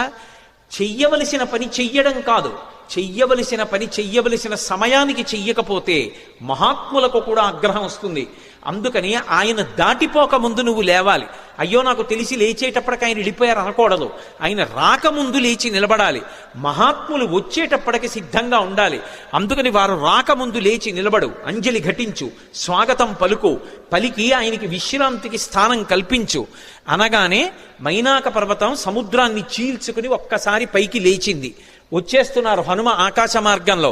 అకస్మాత్తుగా ఆ శిఖరముల మధ్యలో బంగారం ఉంటుంది. బాలసూర్యుని యొక్క కిరణములు పడి తెల్లవారుజాము కాలమేమో మరింత శోభిస్తోంది. ఆకాశం అంతా బంగారు వర్ణం పొందేసింది. అకస్మాత్తుగా సముద్రంలోంచి శిఖరములు లేచాయేమో, సముద్ర రంగంతా కూడా బంగారు రంగు అయిపోయింది. ఆ శిఖరములు పైకి లేచాయి. దర్శయామాస శృంగాణి సాగరేణ నియోజిత శాతకుంభమయీర్ శృంగై సకిన్నరమహోరగై అంటారు మహర్షి. ఆ పర్వత శిఖరములు పైకి లేస్తే దాని మీద కిన్నరులు ఉన్నారు, దాని మీద భయంకరమైనటువంటి సర్పములు ఉన్నాయి, చెట్లున్నాయి, తేనెపట్లున్నాయి, కందమూలాలున్నాయి, బంగారంతో మెరిసిపోతున్నాయి ఆ శిఖరాలు. స్వామి హనుమ చూశారు, ఇదేమి ఇప్పటి వరకు లేనిది సముద్రంలోంచి అకస్మాత్తుగా బంగారు శిఖరాలు పైకి లేచాయే అని. మధ్యే లవణతోయస్య విఘ్నోయమితి నిశ్చిత. అకస్మాత్తుగా సముద్రంలోంచి బంగారు శిఖరాలు పైకి లేచాయంటే ఇది నేను చేస్తున్నటువంటి పనికి, నేను వెడుతున్న కార్యానికి విఘ్నం, నేను ఆగకూడదు అని వరసాపాతయామాస జీమూతమివమారుత తన వక్షస్థలంతో కొట్టారు శిఖరాల్ని. అవి చూర్ణములై పొడి అయిపోయి పడిపోయాయి. సముద్రంలో పడిపోగానే ఒక్కసారి మైనాకుడు పురుష రూపాన్ని దాల్చి నిలబడ్డాడు. అంతరిక్ష స్థిత శ్రీమాన్ ఇతం వచనమబ్రవీత్. ఆకాశంలో నిలబడి స్వామి హనుమతో మాట్లాడుతున్నాడు. మహానుభావ, కృతీచ ప్రతికర్తవ్యం దేశధర్మ సనాతన సోయం తత్ప్రతికారార్థి తత్వసమ్మానమర్హతి అతిథి కిల పూజార్హ ప్రకృతోపి విజానత. ఈ జాతికి ఒక లక్షణం ఉంది, ఉపకారం చేసిన వాడికి ప్రత్యుపకారం చెయ్యాలి. ఒక ఉపకారాన్ని పొంది తిరిగి ప్రత్యుపకారం చెయ్యకుండా ఉపకారాన్ని మరిచిపోయిన వాడెవరుంటాడో వాడు కృతఘ్నుడు. అటువంటి కృతఘ్నుడికి నిష్కృతి లేదు. కిష్కింధకాండలో కూడా స్వామి లక్ష్మణుడు అంటాడు, బ్రహ్మఘ్నైచ సురాపేచ చోరే భగ్నవ్రతీ తథా నిష్కృతిర్విహితా సిద్ధి కృతఘ్నో నాస్తి నిష్కృతి. బ్రహ్మహత్య చేసిన వాడికి, దొంగతనం చేసిన వాడికి, సురాపానం చేసిన వాడికి, ఒక వ్రతం చేస్తానని నీళ్లు ముట్టుకుని కూడా వ్రతం చెయ్యకుండా వ్రతభంగం చేసిన వాడికి ప్రాయశ్చిత్తం ఉందేమో కానీ చేసిన ఉపకారాన్ని మరిచిపోయి కృతఘ్నుడై బ్రతికేటటువంటి వాడికి మాత్రం నిష్కృతి లేదంటాడు. కాబట్టి కృతీచ ప్రతికర్తవ్యం దేశధర్మ సనాతన. ఉపకారం చేసిన వాడికి ఉపకారం చెయ్యొద్దు. నేను సముద్రంలో దాక్కున్నాను, దాక్కోవడానికి నాకు అవకాశం ఇచ్చి సముద్రుడు ఉపకారం చేశాడు. అంతేకాదు, నీ తండ్రి నాకు ఉపకారం చేశాడు. ఒకానొకప్పుడు పర్వతాలకన్నిటికీ కృతయుగంలో రెక్కలుండేవి. పర్వతములు ఎగిరి వెళ్ళి ఎక్కడ కావాలంటే అక్కడ దిగేవి. అలా దిగుతున్నప్పుడు గ్రామాలకి గ్రామాలు, మునివాటికలు నశించిపోతుండేవి. అందరూ హాహాకారాలు చేస్తే దేవేంద్రుడు తన వజ్రాయుధంతో పర్వతాలకుండేటటువంటి రెక్కలు తరిగేశాడు. అలా తరిగేస్తున్నప్పుడు నా రెక్కలు కూడా తరిగేస్తాడని నేను భయపడి భయంతో రెక్కలు ఉన్నా ఎగరలేక ఉండిపోయాను. అప్పుడు నీ తండ్రి వాయుదేవుడు చూశాడు.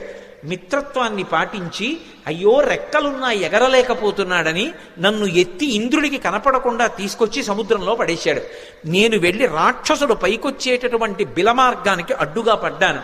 ఇంద్రుడు ఓరకంట చూసి పోనీలే భయంతో కదలడు కాబట్టి బిలమార్గం మూసుకుంది, రాక్షసులు పైకి రారు. ఉభయత్రా ఉపకారం జరుగుతుందని ఊరుకున్నాడు. రెక్కలున్నా కదలలేక ఆనాటి నుంచి ఈనాటి వరకు సముద్రంలో పడున్నాను. నీ తండ్రి వాయుదేవుడు నాకు ఉపకారం చేశాడు. ఆ తండ్రికి కొడుకువి నువ్వు. ఆత్మావై పుత్రనామాసి. ఆయనకి ఉపకారం చేస్తే ఎంతో, ఆయన కొడుక్కి ఉపకారం చేస్తే అంతే. అందుకని నువ్వు వెడుతున్నప్పుడు నీకు నేను ఉపకారం చెయ్యొద్దు. అతిథి కిల పూజార్హ ప్రకృతోపి విజానత. అసలు ఒక అతిథి లభించడమే చాలా కష్టం జీవితంలో. అటువంటిది మహాప్రాజ్ఞుడు, నవవ్యాకరణ పండితుడు, స్వార్థం లేనివాడు, రామచంద్రమూర్తి యందు అపారమైన భక్తి కలిగినటువంటి నీ వంటి మహాపురుషుడు అతిథిగా లభించడం అంటే నేను పొందిన అదృష్టం. నిపత్య మమశృంగేషు విశ్రమస్వ యథాసుఖం. ఒక్కసారి నా పర్వత శిఖరముల మీద దిగవయా, కాసేపు విశ్రాంతి తీసుకో, ఇంత తేనె తాగు, కాసిని కందమూలాలు తిను, కించిత్ విశ్రమించు, మళ్ళీ బయలుదేరి వెళ్ళిపో అన్నారు. విన్నారు హనుమ. ఒక్కసారి నవ్వి ప్రీతోస్మి కృతమాతిథ్యం మన్యురేషోపనీయతాం త్వరతే కార్యకాలో మే హస్త్యాప్యతివర్తతే ప్రతిజ్ఞాతమయా దత్తానస్తాతం వ్యభిహాంతరే అంటారు. ప్రీతోస్మి కృతమాతిథ్యం, చాలా సంతోషం, మీరు నాకు ఆతిథ్యం ఇచ్చినట్టే, మీరు నాకు అన్నీ పెట్టినట్టే, కానీ అన్యురేషోపనీయతాం, మన్యువు పెట్టుకోకండి, అంటే కోపం పెట్టుకోకండి మనసులో. మీరు అన్న మాట నేను పాటించలేదని ఏమనుకోకండి, నేను ప్రతిజ్ఞ చేశాను. రామకార్యం మీద ఎక్కడా ఆగను, రామచంద్రమూర్తి విడిచిపెట్టిన బాణం ఎలా వెడుతుందో అలా వెడతానన్నాను. అలా వెడతానన్నవాడిని అలా వెళ్లకుండా మధ్యలో దిగి విశ్రాంతి తీసుకుని వెడితే రామబాణంలా వెళ్ళినట్టు ఎలా అవుతుంది? ఇది హనుమ యొక్క ప్రజ్ఞ. అంతటి ప్రాజ్ఞుడైన, అంత శక్తివంతుడైన కేవలం నా ప్రయత్నం చేత సాధిస్తాననరు. రామచంద్రమూర్తి యొక్క సహాయం కావాలి. యథా రాఘవ నిర్ముక్త శరస్వసన విక్రమ, రాముడు వదిలిన బాణంలా వెడతాను. రామానుగ్రహం ఉండాలి. ఎవడైనా జీవితంలో వృద్ధిలోకి రావాలనుకున్నవాడు తాను చెయ్యవలసిన పని తాను చేస్తూ, తన ప్రయత్నం తాను చేస్తూ, ప్రయత్నానికి పక్కన భగవంతుని యొక్క అండదండలు కూడా కలగాలని కోరుకోవాలి. భగవంతుని యొక్క ఏ అనుగ్రహం లేకుండా కేవలం తన ప్రయత్నం వలన సాధిస్తాననుకోవడం మూర్ఖత్వం. ఎప్పుడూ అలా సాధించలేడు. ఈశ్వరుని యొక్క అనుగ్రహం తోడు కావాలి. అందుకే నేను కాదు, రాముడి విడిచిన బాణంలా వెడతాను, రామానుగ్రహం నా యందు నిలబడాలన్నారు. అందుకే మహానుభావుడు నేను రామబాణంలా వెడతానని ప్రతిజ్ఞ చేసి మధ్యలో ఆగలేను. అవతల వేళ దాటిపోతోంది, తొందరగా వెళ్ళాలి, ఏమనుకోకండి. ఎంత మర్యాదగా మాట్లాడతారో. ఒక్కసారి ముట్టుకున్నారు, ప్రీతోస్మి కృతమాతిథ్యం, మీరు నాకు ఆతిథ్యం ఇచ్చినట్టే. ఒక్కసారి ఇలా చెయ్యి వేశారు, ముందుకి దాటి వెళ్ళిపోయారు. సమస్త భూతములు ఆశ్చర్యపోయే, ఏమి ప్రజ్ఞావంతుడు! ఉపాసకుడు ముందు దైవాన్ని ఉపాసన చేయడం మొదలు పెట్టగానే ముందొచ్చేటటువంటి ప్రతిబంధకం ఏమిటంటే నమస్కారం. వద్దు మహాప్రభో అన్నా సరే వచ్చి కాళ్ళ మీద పడిపోతారు. ఎక్కడ కనబడితే అక్కడ నమస్కారాలు చేస్తారు. ఇవన్నీ బానే ఉన్నాయి, నా అంతవాడు ఎవడుంటాడని లోకంలో అనుకున్నాడో చతికిల పడి జారిపోతాడు. కాదు కాదు, ఇవన్నీ నమస్కారాలు ఈశ్వరుడికి చెందుతాయి. నేనంతటి వాడిని నిమిత్త మాత్రం అనుకున్నవాడు ఎవరున్నాడో వాడు వృద్ధిలోకి వస్తాడు. అందుకే మైనాకుడంతటి వాడు బంగారు శిఖరములతో పైకొచ్చిన ముట్టుకుని మర్యాదగా వెళ్ళిపోయారు తప్ప అక్కడ దిగలేదు, నిలబడలేదు. ముందుకెళ్ళిపోయారు. చూశారు, మహర్షులు చూశారు, గంధర్వులు చూశారు, కిన్నెర కింపురుషులు చూశారు, సిద్ధులు చూశారు, సాధ్యులు చూశారు. గబగబా నాగమాత సురస దగ్గరికి వెళ్ళారు. వెళ్ళి ఆవిడితో అన్నారు, అమ్మా అమ్మా ఆశ్చర్యం, అయం వాతాత్మజ శ్రీమాన్ ప్లవతే సాగరోపరి హనుమాన్ నామ తస్యత్వం ముహూర్తం విఘ్నమాచర. అమ్మా ఆశ్చర్యం చూశావా? స్వామి హనుమ సముద్రాన్ని లంఘించి వెళ్ళిపోతున్నారమ్మా. నువ్వు నాగమాతవి, సురసవి. ఏది ఒక్కసారి రాక్షస రూపాన్ని పొంది విఘ్నాన్ని కల్పించు. ఆయన ఏ పాటి నిలదొక్కుంటారో చూద్దాం. అమ్మా వెళ్ళిపోతున్నారమ్మా, తొందరగా విఘ్నం కల్పించు అన్నారు. అడగచ్చా మాట అంటే ఇందులో ఒక విశేషం ఉంది. అసలు ఆ పేరే ఎంత గొప్ప పేరో, సురస. 3 అక్షరాలు కాబట్టి బేసి సంఖ్య. ఆడపిల్ల పుట్టినప్పుడు పెట్టడానికి యోగ్యమైన పేరు. పైగా అది నాగుల యొక్క తల్లి, అన్నిటిని మించి దక్ష ప్రజాపతి యొక్క కూతురు. అందుకని దాక్షాయణి అన్న పేరు అన్వయం అవుతుంది. ఆవిడ సామాన్యురాలు కాదు, అంత గొప్ప తల్లి. అందుకే సురస అని పేరు పెట్టారు. ఒక రకమైనటువంటి ఓషధికి ఈ పేరుకి అన్వయం అయ్యేటటువంటి పేరుతో పిలవడం అనేటటువంటిది లోకంలో సంప్రదాయంగా ఉంది. నాగసుగంధి అని. సురస 3 అక్షరాలు. అసలు ఆ పేరు పిలవడమే ఎంత అందంగా ఉంటుందో చూడండి. మంచి రసము, సురస. సురస ఎవరు? నాగమాత ఎవరు? ఎందుకు వచ్చింది? అసలు ఆవిడ్ని ఎందుకు తీసుకొచ్చారు దేవతలు? ఆవిడ్ని ఎందుకు తీసుకొచ్చారు సిద్ధులు, సాధ్యులు, యక్షులు, గంధర్వులు, కిన్నెరుడు, కింపురుషులు? అంటే ఈ సురస ఎవరో కాదు, కశ్యప ప్రజాపతి భార్యలలో ఒకటి అయినటువంటి కద్రువ. మీరు పూర్వం మహాభారతంలో ఆదిపర్వంలో ప్రారంభం కథ అదే. వినతా కద్రువుల కథ విని ఉంటారు. కద్రువ వినతయందు అసూయ చెందింది. అసూయ చెంది వినతతో దాస్యం చేయించుకోవడమని ఇంద్రుడి యొక్క ఉచ్చైశ్రవం అనేటటువంటి తోకకి పాము చుట్టుకునేటట్టుగా చేసింది. పాములన్నీ ఆమె పిల్లలు, అందుకే ఆమె నాగమాత. రామాయణంలో నాగమాత సురస అంటారు. ఆ కద్రువ గరుత్మంతుణ్ణి పరీక్షించింది.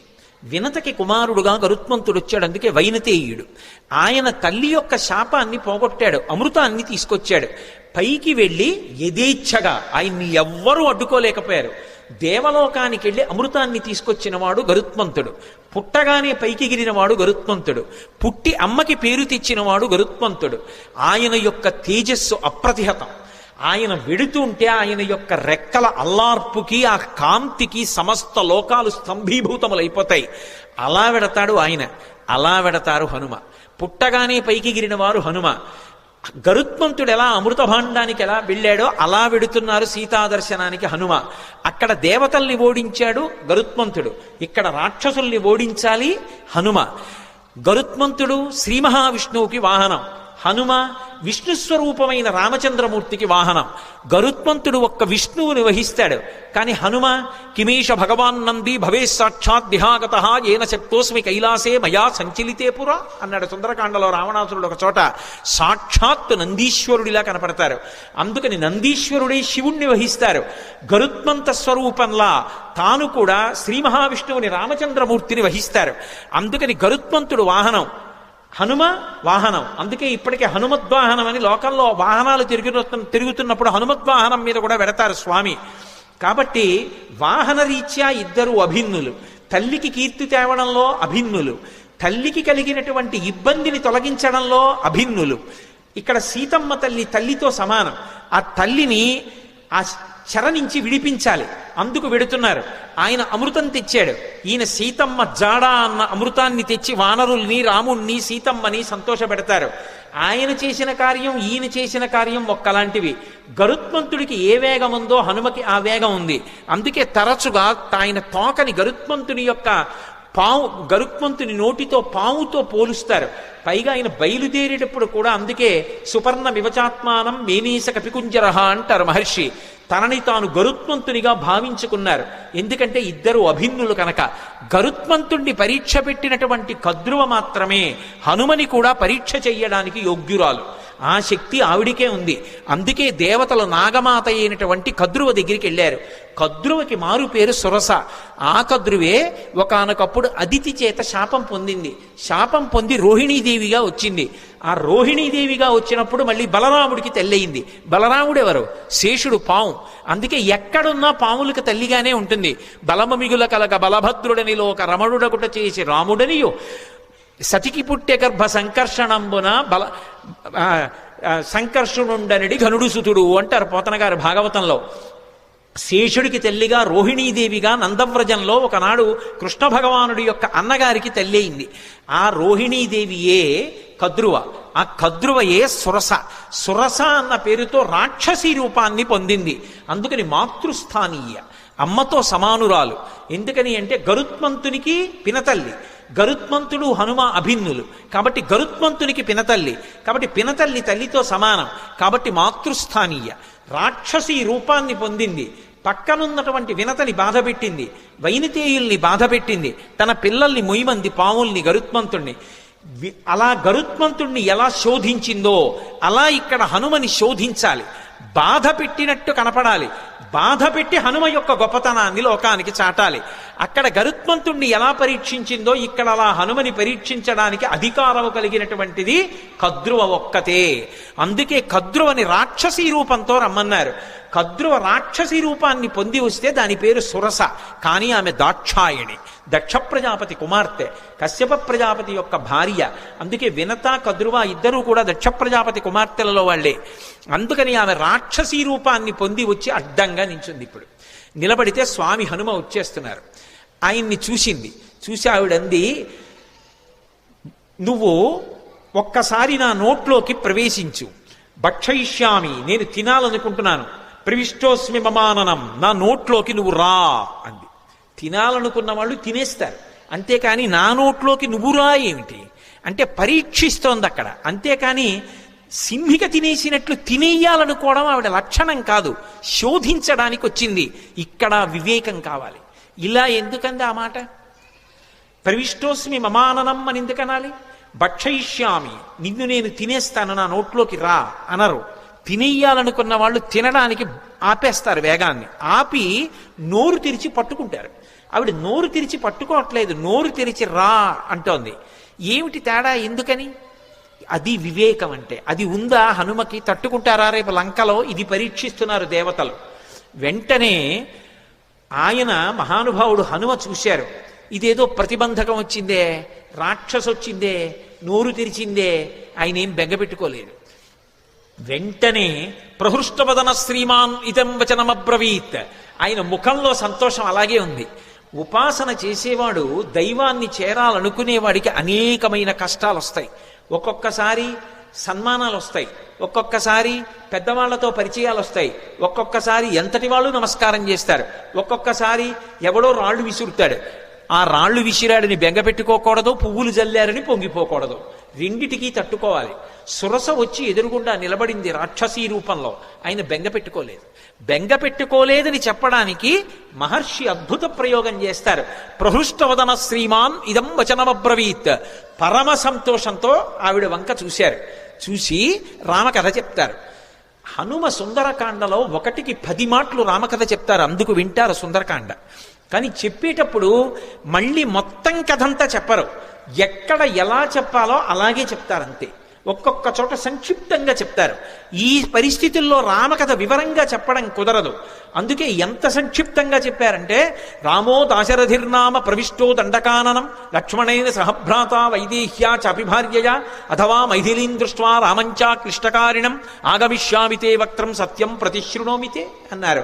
అమ్మా, దశరథ మహారాజు గారి కొడుకు రామచంద్రమూర్తి సీతమ్మతో కలిసి తండ్రిని సత్యమునందు నిలబెట్టడానికి అరణ్యవాసానికి వస్తే రాముడి భార్య అయిన సీతమ్మని రావణుడన్న రాక్షసుడు అపహరించాడమ్మా. ఆ సీతమ్మ జాడ కనిపెట్టడానికి వెడుతున్నాను. ఒక్కసారి సీతమ్మ జాడ తెలుసుకుని రామచంద్రమూర్తికి చెప్పి వచ్చి నీ నోట్లోకి వచ్చేస్తాను, నన్ను మన్నించమ్మా, వదిలిపెట్టు అన్నారు. ఆవిడ తినేస్తానంటలేదు, పట్టుకోవట్లేదు. ఆవిడంది కుదరదు, ఇది దేవతల వరం, అంటే నిన్ను పరీక్షించాలి, దేవతలు అడిగారు కాబట్టి నువ్వు నా నోట్లోకి వచ్చి వెళ్ళు అంది. నా నోట్లోకి వచ్చాక ఏమో నాకు ఆహారం అయిపోవచ్చు, నువ్వు పరీక్ష తట్టుకోలేకపోవచ్చు, కాబట్టి నా నోట్లోకి వచ్చి వెళ్ళు అంది. ఆయన అన్నారు, అలాగేనా అమ్మ, తప్పదా, అలాగే పెడతాను అన్నారు. పెద్ద శరీరం పెంచారు. ఆ శరీరం పట్టద్దు, ఆవిడ నోరు తెరిచింది. ఇంకొంచెం పెంచారు, ఇంకొంచెం నోరు తెరిచింది. ఆయన అపారమైన వివేకం ఉన్నవాడు, మహానుభావుడు. హనుమంటే సశింక్షప్యాత్మనక్కాయం బభూవాంగుష్ఠమాత్రక. బొటన వేలంత చిన్నవారైపోయారు అకస్మాత్తుగా. సురస పెద్ద నోరు తెరిచి ఇంకా పెంచుతారనుకుంటోంది. ఆయన బొటన వేలంతా అయిపోయి చటుక్కున లోపలికి వెళ్ళి బయటకు వచ్చేశారు. అమ్మా, ప్రవిష్టోస్మిహితే వక్త్రం దాక్షాయని నమోస్తుతే గమిష్యే యత్ర వైదేహీ సత్యం జాసీధరస్తవా అన్నారు. అమ్మా, నీ నోట్లోకి వెళ్ళమన్నావు కదా, ప్రవిష్టోస్మిహితే వక్త్రం దాక్షాయని నమోస్తుతే. కనిపెట్టేశారు మహానుభావుడు, మహావివేకశాలి. అమ్మా, నువ్వు దాక్షాయణివి, దక్ష ప్రజాపతి కుమార్తెవి, కద్రువవి, సొరసగా వచ్చావు, నన్ను పరీక్షిస్తున్నావమ్మా, నీకు నమస్కారం. నన్ను తినడం నీ ఉద్దేశ్యం కాదు, శోధిస్తున్నావంతే. అమ్మా, అనుగ్రహించమ్మా, నన్ను ఆశీర్వదించమ్మా, సత్యం దాసీధరస్తవా, నేను వెళ్ళి ఆ వైదేహి జాడ కనిపెట్టాలమ్మా అన్నారు. పొంగిపోయింది ఆవిడ. గరుత్మంతుడిని ఎలా ఆశీర్వదించిందో అలాగే ఆశీర్వదించింది. అర్ధసిద్ధ్యై హరిశ్రేష్ట గచ్చ సౌమ్య యథాసుఖం సమాన ఈశ్వ వైదేహీం రాఘవేణ మహాత్మన. నాయనా, నీకు అభయం ఇస్తున్నాను, వెళ్ళు. సంతోషంగా బయలుదేరి వెళ్ళి సీతమ్మ జాడ కనిపెట్టి సీతారాముల్ని కలిపినవాడు హనుమ అనేటటువంటి అద్భుతమైన కీర్తిని పొందు అంది. సుందరకాండకున్న గొప్పతనం ఏమిటో తెలుసా? అక్కడ మైనాకుడు పైకొచ్చాడు. ఆయన ఏమి హనుమ ఆతిథ్యం పుచ్చుకోలేదు. పుచ్చుకోకుండా ఇలా ముట్టుకుని వెళ్ళిపోయారు. వెళ్ళిపోగానే పైకి తేలి ఉన్నాడు కదూ, ఇంద్రుడు వచ్చాడు. ఇంద్రుడు రాగానే తన రెక్కలు తరిగేస్తాడనుకున్నాడు మైనాకుడు. ఆయన అన్నాడు, వచ్చి చూసి, హిరణ్యనాభ శైలేంద్ర పరితిష్టోస్మితే భృజం అభయంతే ప్రయచ్ఛామి తిష్ట సౌమ్య యథాసుఖం అన్నాడు. ఓ మైనాకుడా, నాకు తెలుసు నువ్వు సముద్రంలో ఉన్నావని, ఎప్పుడో అప్పుడు పైకొస్తావు, నీ రెక్కలు తరిగేద్దాం అనుకున్నాను. కానీ రామకార్యం మీద వెడుతున్న హనుమకి ఆతిథ్యం ఇవ్వడానికి నీ రెక్కలు తెగిపోయినా పర్వాలేదని పైకొచ్చావు. ఇవ్వాల నీకు అభయం ఇస్తున్నాను, నీ రెక్కలు తరగను, నువ్వు అలాగే సంతోషంగా కూర్చో, నీ జోలికి రానని వెళ్ళిపోయాడు. మీరు గమనించండి, రామకార్యం మీద వెడుతున్న వాడికి మాట సాయం చేస్తే సంపాతికి కాలిపోయిన రెక్కలు వచ్చాయి. రామకార్యం మీద వెడుతున్న వాడికి గుక్కెడు మంచినీళ్లు ఇవ్వలేదు, తాగలేదు. తాగమని అడిగినందుకుగాను ఉత్తర క్షణంలో ఉన్న రెక్కలు నిలబడ్డాయి భద్రంగా. రామ కథకి సుందరకాండకి ఉండేటటువంటి శక్తిని చెప్పకుండా చెప్తారు మహర్షి. ఇక్కడికి వచ్చేటప్పటికి సురసని దాటి ముందుకెళ్ళిపోతున్నారు. సురస అంటే ఎవరో కాదు, సంసారమే సురస. సంసారాన్ని దాటడం కాదు సుందరకాండ తత్వంగా చెప్పినప్పుడు. సంసారంలోకి ప్రవేశించనంటే కుదరదు. సంసారంలో ప్రవేశించకుండా నేను ఏదో అలా ఉండిపోతానండి అంటే అకస్మాత్తుగా కామము ధర్మమును విడిచి కాటు వేసిందా జారి కింద పడిపోతాడు. కామమునకు అర్థమునకు ధర్మం ఇచ్చి ధర్మము చేత కట్టు వెయ్యాలి.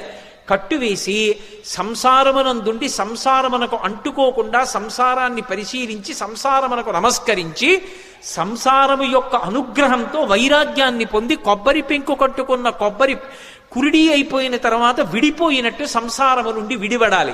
అలా విడివడేటటువంటి ప్రజ్ఞ ఏది ఉందో అది సంసారములోకి వెళ్ళి పైకి రావడం, ఆ ప్రజ్ఞని ఆవిష్కరించడం, సురస నోట్లోకి వెళ్ళి పైకి రావడం. కాబట్టి మహానుభావుడు మనకి మార్గాన్ని నేర్పి ఇది కదా సుందరకాండని పేరు పెట్టడానికి మహర్షి ఎంచుకున్నటువంటి అన్వయ క్రమం. లోపలికి వెళ్ళి పైకొచ్చారు, సురస ఆశీర్వచనం పొందారు, మరికొంచెం ముందుకెళ్ళారు. వెళ్ళేటప్పటికీ అకస్మాత్తుగా ఆయన యొక్క గమనం కుంటుపడిపోయింది. ముందుకు వెళ్ళలేకపోతున్నాను, నన్ను ఏదో మహాభూతం ఆపేసింది, నా గమనం కుంటుపడిపోయింది, నా శక్తి క్షీణించిపోయింది, ఎందువలన అని చూశారు. చూసేటప్పటికీ వక్త్రం ప్రసారయామాస పాతాళాంతర సన్నిభౌ, ఒక పెద్ద ప్రాణి ఒకటి నీళ్లల్లో పడుకుని ఉంది. అది దానికి ఒక లక్షణం ఉంది. ప్లవమానంతు తం దృష్ట్వా సింహికా నామరక్షసి మనసా చింతయామాస ప్రవృద్ధా కామరూపిణి.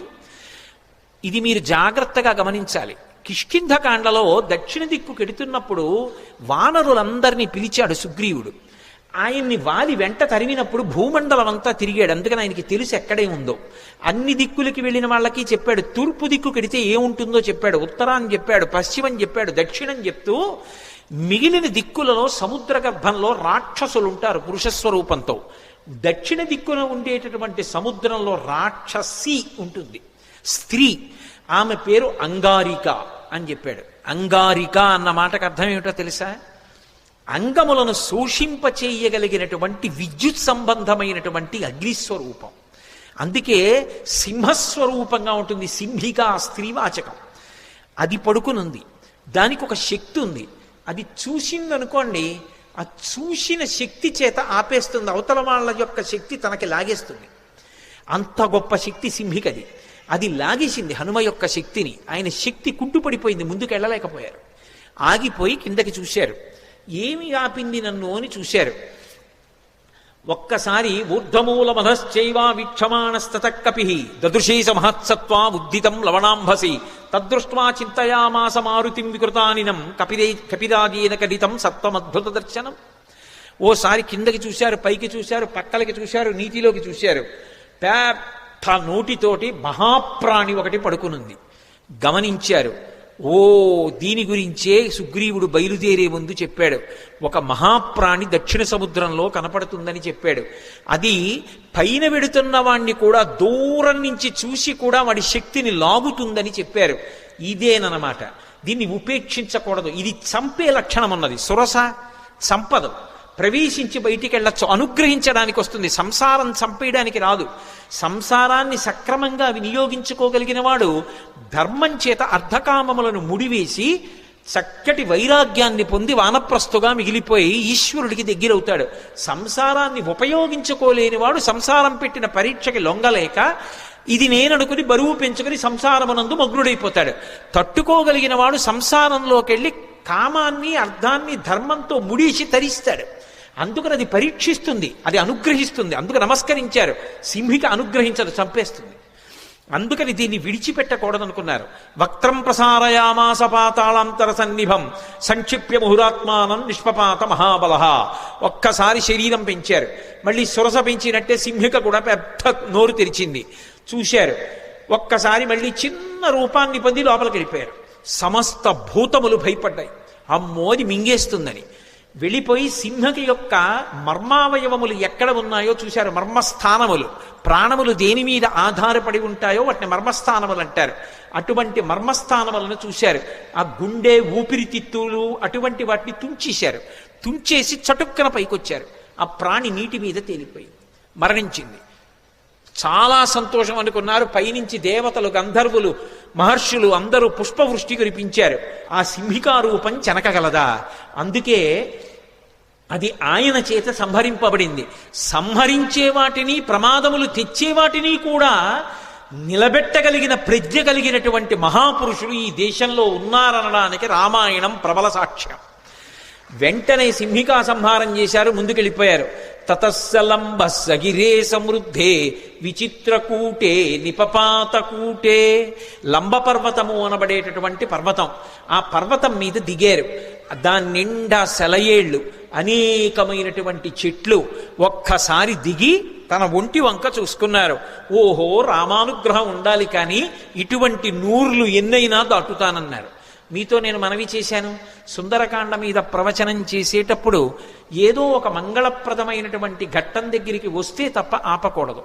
మిగిలినవి నేను సమయం చూసుకుని ఆపగలను, కానీ సుందరకాండ ప్రవచనం అలా చేయడానికి వీల్లేదు.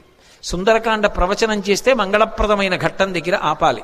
అందుకే స్వామి 100 యోజనముల సముద్రాన్ని దాటి ఆవలి ఒడ్డుకి దక్షిణ తీరాన్ని చేరి లంబపర్వతం మీద దిగి సంతోషంగా ఉన్నారు. లంకాపట్టణాన్నంతటినీ చూస్తున్నారు.